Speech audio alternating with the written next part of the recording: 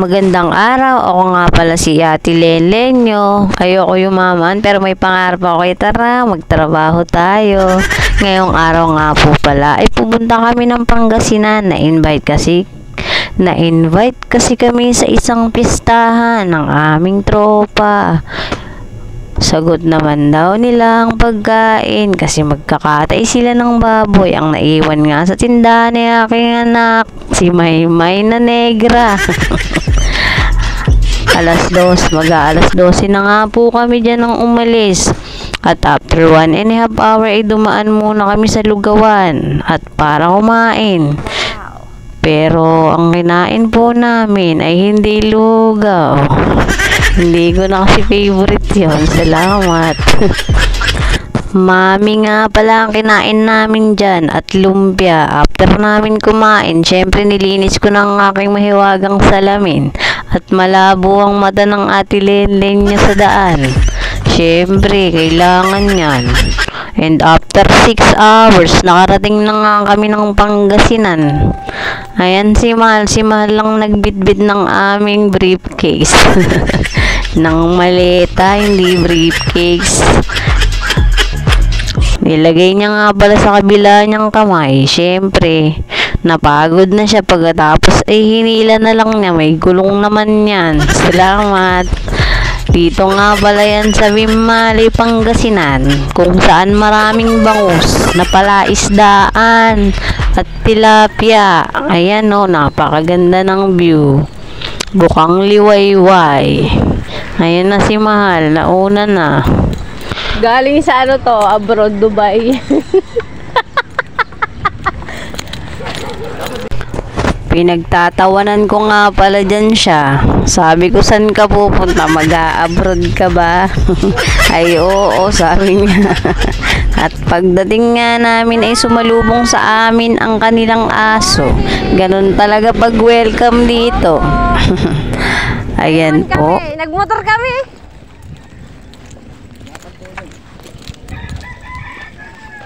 Nagmotor kami, Nay. Iniwan ko si Maymay.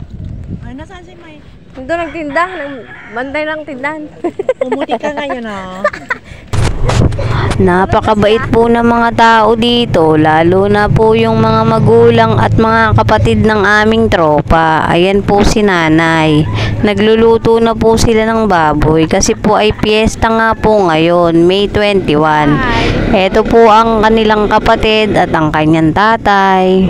Nag-prepare na po sila ng pagluto dyan dahil nga po ay piyesta na. After po ng ilang oras ay nakaluto na po sila. Masasarap po yung luto nila. Isang buong baboy po ang kinatay nila. Parang sa probinsya din ng Marinduque pag piyesta. At kumain na nga ni po kami dyan. Ay sabi po ni nanay at tatay ay feel at home. Kaya ayun po, feel at home po talaga kami dyan. Hindi po, sobrang babait po talaga ng mga tao din eh. Si Mahal nga po pala dyan ay medyo masama ang pakiramdam. Kaya pagkatapos niya pong kumain din ay pinainom ko na rin ng gamot. Magapo kasi lalamunan niyan dahil may sakit po yan sa tonsillitis. At kinagabihan po, ayan na po ang aming mga tropa. Ay nakakapakagagaling gumiling.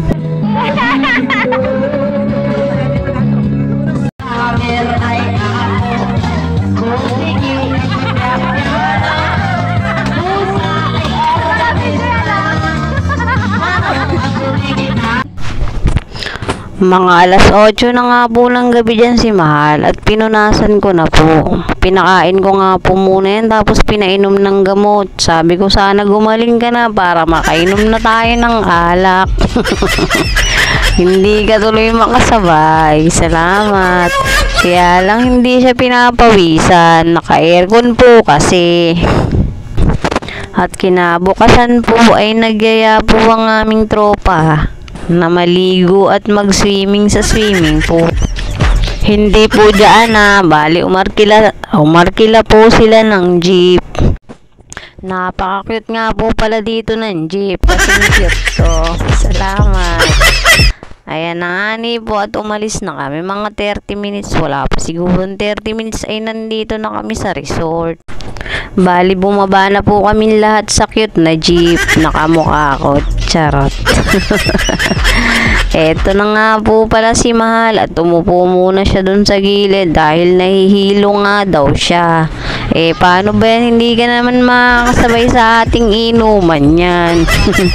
Binigay ko na nga po yung ticket na bigay ng aming tropa. Salamat po sa libre, sa uulitin. Sinuot na nga po namin. Ayan na po, pumasok na po kami sa entrance. Ito po yung asawa ng aming tropa, si Danny. At ang kanyang tatay.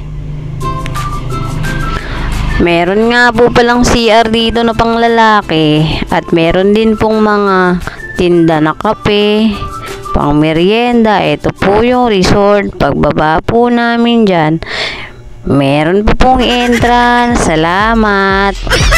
Nakaligo na po kami dati dito. Siguro ilang beses na. Pangalawa na po pala to.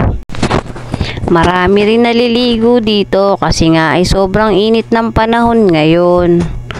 Meron siyang pangbata at meron ding pang matanda. Lumipat pala kami sa kabila dahil mas malaki dito. Ayan na po. Okay naman siya. May malaking slide din dito. Kaya lang takot ako sa slide. Baka kasi ako dumulas. After na nga namin dumating ay kumain na kami. At syempre, pinakain ko na rin si Mahal para makainom na din ng gamot at para mapawisan. Malay mo, paggaling, pwede na rin siya maligo. Ito yung tropa namin ng libre sa amin, si Jenny. Tropa namin yan sa tulay. Ito rin mga tropa namin. Diba? Ang lulusog. Bawal mag-diet sa pamilya. Meron palang binigay na cake ang staff. At syempre nagpicture muna ako bago ako mag-swimming. Mahilig, alam nyo namang mahilig ako sa picture. O diba, halos puno na nga yung gallery ko. Sasabog na ata sa sobrang dami kong picture. Salamat. Nag-TikTok nga rin pala ako dyan. Pero yung TikTok walang hilig sa akin. Salamat.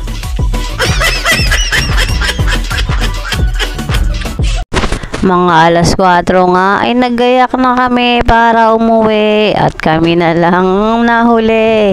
Nauna na po sila doon sa cute na jeep. Ito po yung cute na jeep na kamukha ko. Ayan po, at umakyat na nga po kami sa jeep. Sabi sa inyo, kasya sa isang pamilya yan, kahit cute yan. Salamat. Syempre, pagod kami. Pero hindi kami mapapagod dahil may event na naman pala. Dahil piyesta nga po ang pinuntahan namin. Kinagabihan nga po ay may mga tent. Para daw po yan sa mga mag-iihaw-ihaw sa labas at meron din pong pa-party. Kanya-kanyang banda po ang meron dyan. Tapos inuman na rin at sayawan. I-continue na lang po sa part 2. Panoorin nyo po. Napakaganda po. Pa-like and share. Subscribe naman po ng aking YouTube channel. Eto po, pauwi na nga po kami. Hintayin nyo po yung part 2. Salamat. Bye-bye.